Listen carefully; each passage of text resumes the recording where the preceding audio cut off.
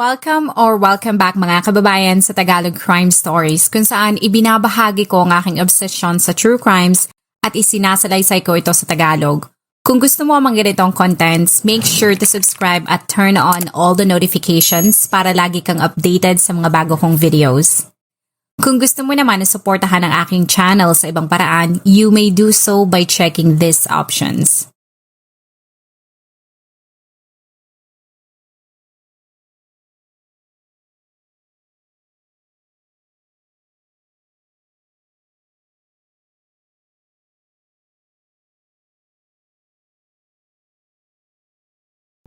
Kung ikaw ay mahilig manood ng mga palabas at pelikula mula sa Western countries, maaaring may nakapansin na sa inyo na kung naghiwalay at nag-divorce ang mag-asawa at meron silang anak, kahit na uwi sa hiwalayan ang kanilang relasyon, napaprioritize pa rin nila na mabigyan ng atensyon ang mga bata. At naipapakita pa rin nila na pwede pa rin itong makatanggap ng suporta at pagmamahal kahit ang kanyang mga magulang ay hindi nakatira sa iisang bubong.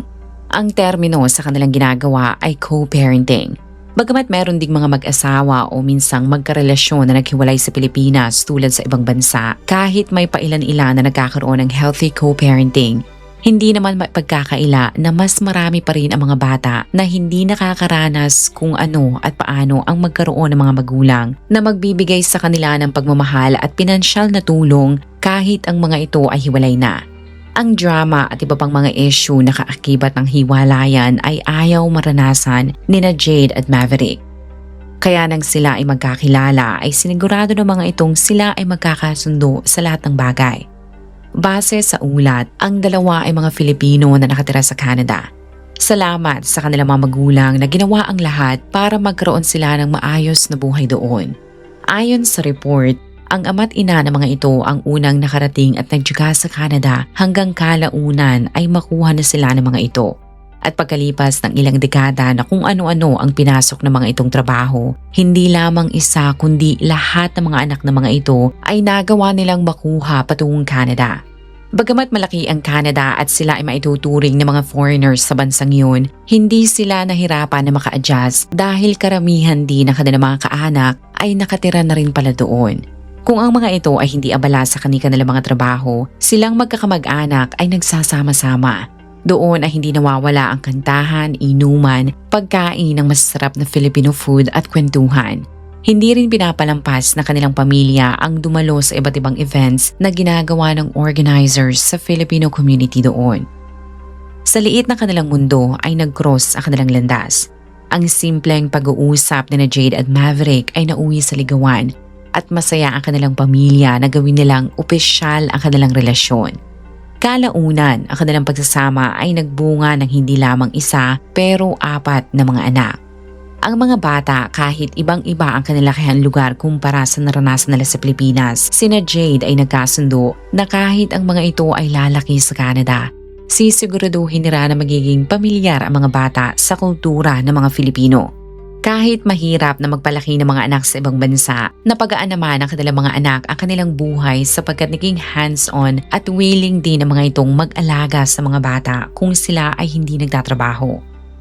Ngunit kahit may umaalalay pa rin sa kanila sa pagdaan ng panahon, kahit sa panlabas ay tila masaya ang pagsasama ng dalawa, kasabay ng paglaki ng mga bata ay hindi maiwasan ng mga tao na mapansin ang obvious na malaki ang pagkakaiba ng dalawa.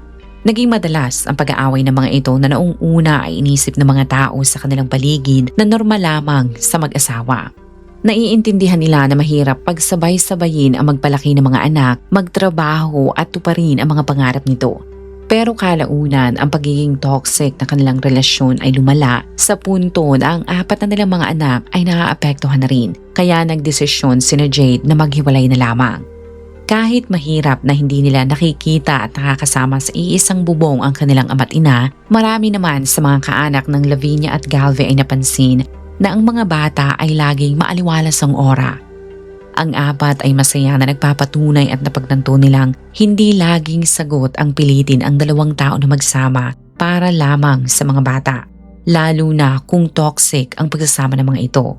Noong una ay hindi naging madali ang co-parenting ng dalawa.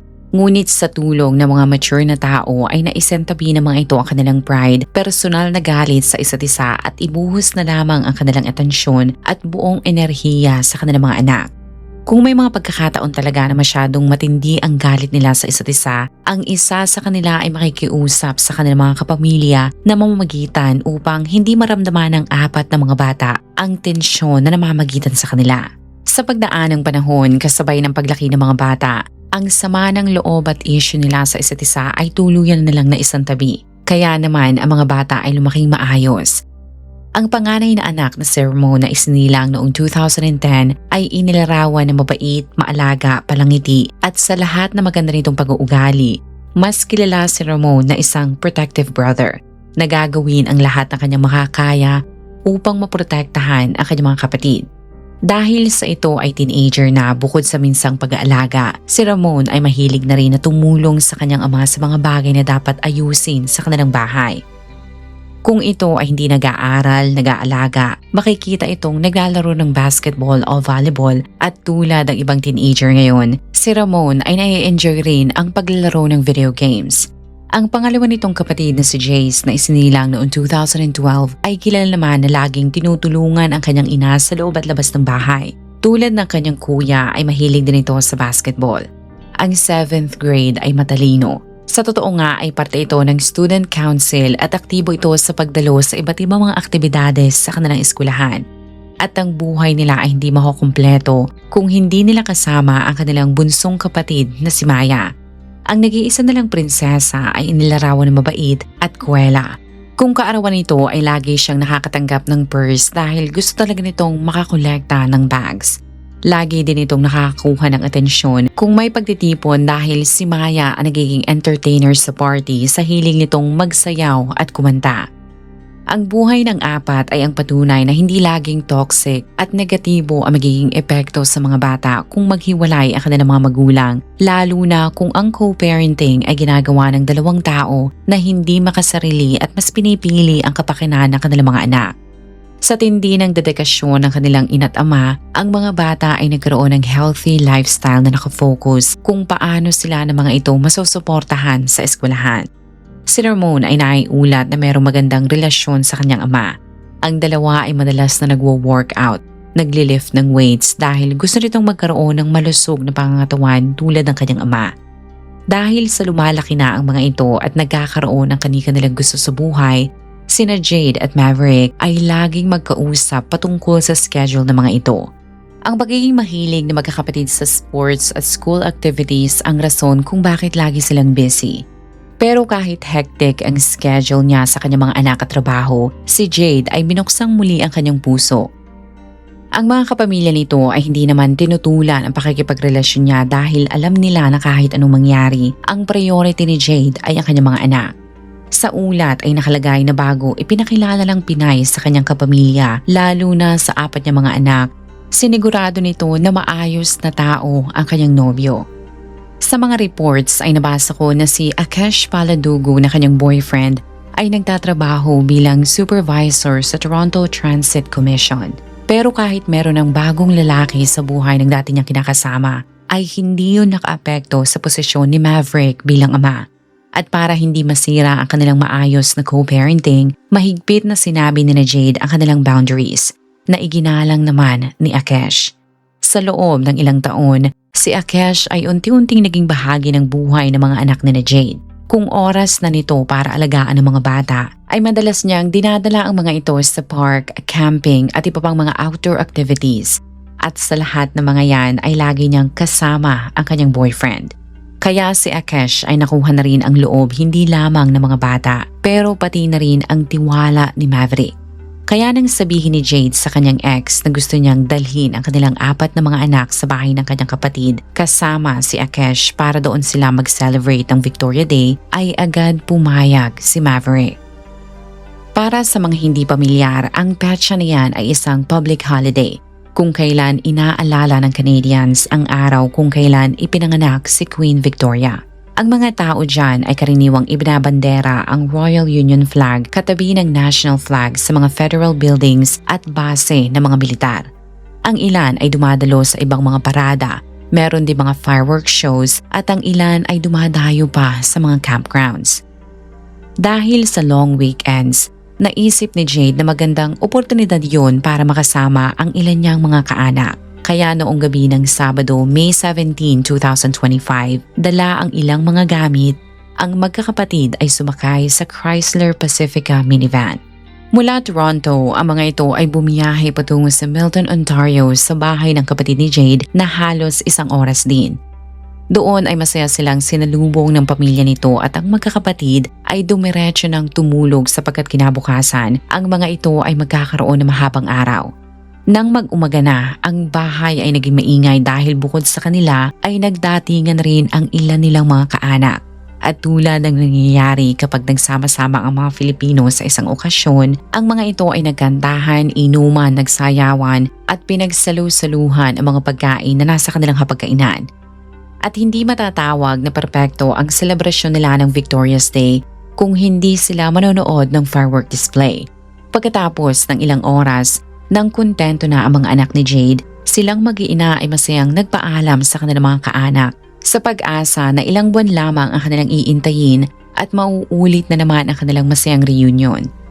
Ang pagod pero masayang mag-iina ay sumakay na sa kanilang sasakyan na nooy minamaneho ni Akesh. At upang maiwasan ang traffic dahil sa dami ng mga taong gustong bumalik sa kanilang bahay mula sa weekend getaway tulad nila, sina Jade ay nagdesisyon ng umalis sa Milton ng gabi.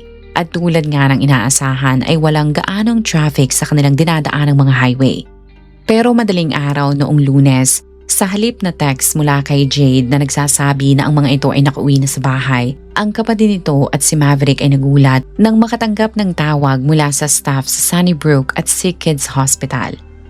Kahit madaling araw noon, ang halos lahat ng kaanak na Jade na nakakaalam sa nangyari ay mabilis na pumunta sa ospital at doon nila nalaman na sina Akesh at Jade ay isinugod sa emergency care. Habang ang 10 taong gulang nitong anak na si Avery ay dinala sa the Hospital for Sick Children o Sick Kids Hospital dahil sa tindi ng tinamo nitong injuries. Pero hindi pa nga nila masyadong nakaka-absorb ang nangyari. Hindi naman nila alam ang gagawin ng malaman nang ang 2 pang mga anak na Jade na sina Ramon at Jace ay dead at the scene, habang si Maya naman ay namatay sa ospital. Ang kanilang mga kaanak na nooy hindi pa nakaka-recover mula sa pagsa-celebrate ng Victoria's Day ay pinilit ang kanilang mga sarili na dalawin sina Jade sa ospital. Nang ma-interview, ang ilang mga kapamilya ni Jade ay binahagi ng mga ito na noong malaman ni Maverick na patay na ang 3 niyang mga anak, ito ay natulala na lamang. Habang nagpapagaling sa ospital, ang nangyari sa mag-iina ay napabalita sa buong Canada at sa pagdaan ng mga araw habang nagpapagaling sa ospital si Jade, ang mga tao ay unti-unting nalaman na kaya pala namatay ang 3 magkakapatid ay dahil sa ang mga ito ay na-involve sa car crash. Ang mga tao na hindi nakakaalam sa buong pangyayari ay agad sinisi ang boyfriend ni Jade na nooy nagmamaneho ng sasakyan. Kinuwestiyon ng mga ito kung bakit nakikipagrelasyon pa rin si Jade sa taong hindi maingat at rason kung bakit namatay ang 3 niyang mga anak. Pero nang makalabas ang Filipinas sa ospital, nalaman nila na hindi naging pabaya si Akesh. Sa totoo nga, ito ay naging maingat at sinunod ang lahat ng batas trapiko. Ang mga otoridad na sumuri sa crash site ay sumang-ayon na ang mag-iina at si Akesh ay biktima nga. Kaya habang umuusad ang investigasyon, ang kapatid ni Jade ay gumawa ng GoFundMe page para makakalap ng pondo para maibayad sa gastusin sa pagpapalibing sa 3, pambayad sa medical bills ni Jade at iba pang mga gastusin. Sa dami ng mga taong naantig at naawa sa nangyari, bumuhos ang napakaraming donasyon at ang target nilang 25,000 Canadian dollars ay mabilis nilang nakuha. Pero sa dami nga ng mga taong gustong tumulong kina Jade at Maverick ay umabot ang donasyon sa mahigit kumulang na 247,000 Canadian dollars. Sa obituary ng 3 ay hiniling ng mga kaanak ng mga bata na huwag magsuot ng itim na damit kung sila ay dadalo sa libing. Sa halip ay gusto nilang makakita na nakusuot ang mga tao ng makukulay na damit sapagkat gusto nilang alalahanin ang masasaya nilang alaala kasama ang 3. At noong June 14, 2025, 1:00 ng hapon ay ginanap ang pribado at tahimik na interment service para sa magkakapatid. At ang mga mahal nito sa buhay ay inihatid sila sa huling himlayan sa Christ the King Catholic Cemetery sa Markham, Ontario. Pagkatapos mailibing ang mga bata, ang pamilyang Lavinia at Galvey ay nag-focus naman sa kaso at ang publiko ay nalaman na ang mga otoridad ay inaresto pala ang suspect na kinilalang si Ethan Levelier na nakabangga sa mag-ina. Ito ay 19 na taong gulang lamang at sa tindi ng ginawa nito, ito ay sinampahan ng 12 mga kaso. Pero dahil sa bilis niyang nag-plead ng guilty, 6 sa 12 kaso ay agad ibinasura. Kaya ang kinakaharap na lamang nito ay 3 counts of impaired driving causing death at 3 counts of impaired driving causing bodily harm. Mula 2025, sina Jade ay umasa na sana ay makulong ito habang buhay. Kaya nang mangyari ang trial ay lagi nilang dinadaluhan ang bawat hearing. Sa trial ay nabunyag na noong gabi ng May 19 nang makarating sina Akesh sa intersection na ito ay itinigil niya ang sasakyan dahil ang ilaw sa kanyang harapan ay naging pula. Na kung ikaw ay isang lisensyadong driver, alam mo na nangangahulugan niya na dapat kang tumigil. Pero bago pa man maging green ang ilaw, hindi namamalaya ni Akesh na mayroon palang sasakyan na bubunggu sa kanila.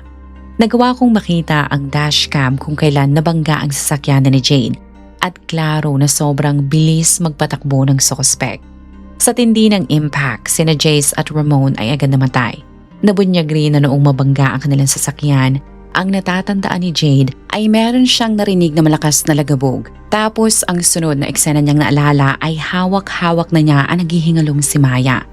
Ayon sa mga saksi, pagkatapos mabangga ng suspect ang sasakyan ng mga biktima, ito ay nakitang gumagapang papalabas ng kanyang sasakyan na parang walang galos.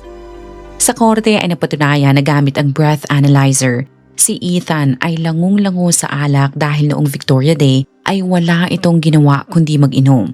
Pero ang kampo nito ay sinabi na ang pagmamaneho nito na nakainom ay hindi planado. Ang abogado nito ay ginawa ang lahat para ito ay kaawaan ng judge. Ipinagmalaki nito na malinis ang record ni Ethan. Dapat din ito di umunong ikonsidera na ito ay mabilis na nag-plead ng guilty na para sa kanya ay senyales na pinagsisihan nito ang kanyang ginawa. Ipinaliwanag rin ito na noong mangyari ang crash ay meron itong pinagdadaanan. Ginamit rin ng defense team ng suspect ang problema nito sa pag-iisip. Sa clinical assessment na ginawa kay Ethan, ang psychiatrist ay na-diagnose itong merong mild intellectual development disorder. Sa madaling salita, ito ay slow o mabagal na matutong magbasa, maintindihan at matuto ng mga bagay-bagay kumpara sa isang average na tao. So kung lumaki man ang taong tulad niya, kailangan ni Ethan ng tulong sa ibang mga bagay tulad ng papaano niya hahawakan ng maayos ang kanyang pera, paano niya maiintindihan ang mga legal matters at kahit ang pagpaplano na kanyang kinabukasan. Dahil sa hindi agad nagkaroon ng intervention o napatingin ng kanyang mga magulang ang kondisyon nito, si Ethan ay nagkaroon ng problema sa mental health na naging full-blown depressive anxiety disorder. Ang kondisyon nito na sana ay pwedeng gumatin ay lumala at dahil nga sa walang medical intervention, ang suspect ay ibinaling ang kanyang atensyon sa alcohol. Kaya ito ay na-diagnose rin na merong moderate alcohol disorder. Nakadagdag rin sa issue nito na nalilito din pala si Ethan sa kanyang sexualidad. Tinry nitong makipagrelasyon sa babae at noong Victoria Day, ang karelasyon nitong lalaki ay nakipaghiwalay sa kanya. Ayon sa psychiatrist, ang learning disability, pag-iwan ng kanyang boyfriend, si Ethan ay nakaramdam na wala siyang kwentang tao. Ang kombinasyon ng mga yan ayon sa eksperto ay nagpapatunay na ang 19 na taong gulang ay highly vulnerable na makaranas ng emotional collapse. Noong Victoria Day, ito ay buong araw na nagiinom. Pero iniwan siya ng kanyang boyfriend at nang hindi ito makatulog, mula sa trailer ng kanyang pamilya ay nagdesisyon itong umuwi sa kanilang bahay. Pero dahil sa madami siyang nainom, ay hindi nito sinasadyang mabangga ang sasakyan ni Jade. Para sa abogado nito, kahit slow ang kanyang kliyente, alam nito ang kanyang ginagawa. Kaya nakaiusap ito sa judge na bigyan ito ng mas mababang parusa dahil naniniwala siya na ito ay magbabago pa rin. Pero ang prosecutor ay inilaban na patawan nito ng mas mahabang parusa dahil ang ginawa nito ay hindi lamang kumitil sa 3 buhay. Pero nag-iwan din ito ng permanenteng psychological at physical trauma sa 3 survivors. Kahit meron din itong problema sa pag-iisip, naniniwala sila na maiiwasan ang crush kung sana ay inisip nito na delikado na mag-drive ng lasing. At ang pangatlo nilang punto ay kung bigyan ng judge ng mas mababang parusa ang suspect, ang publiko ay maaaring hindi matakot na magmaneho ng nakainom dahil sa baba ng parusa na maaari nilang makuha kung sakaling sila ay mahuli. Ngunit kahit anong pakiusap nila, ang judge ay pinarusahan labang si Ethan na makulong sa loob ng 8 taon. Dismayado ang lahat nang malaman nila ang sentensya dito. Ngunit ayon sa judge ay sinunod niya lamang ang batas ng Canada. Ipinaliwanag niya na mababa ang sentensya dahil mabilis itong nag-plead ng guilty. Wala rin itong criminal record at ang pangatlo, sinabi ng hukom na sa hearing ay wala itong tigil sa kaiiyak na para sa kanya ay senyales na ito ay talagang nagsisisi.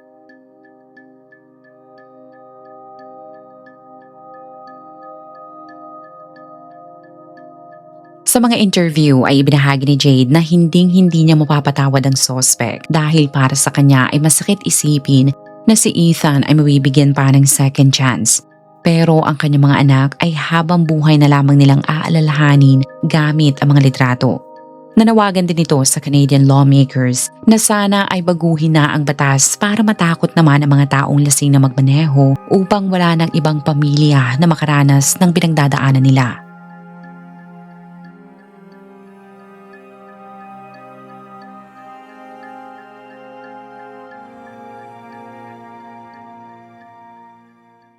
Kung ikaw ay nakinig hanggang sa dulo ng video na ito, maraming salamat sa panonood sa episode na ito. Please consider leaving a comment or i-like ang video na ito. At kung may kaso ka na gusto mong i-cover ko, please let me know. Magandang araw sa iyo, kabayan.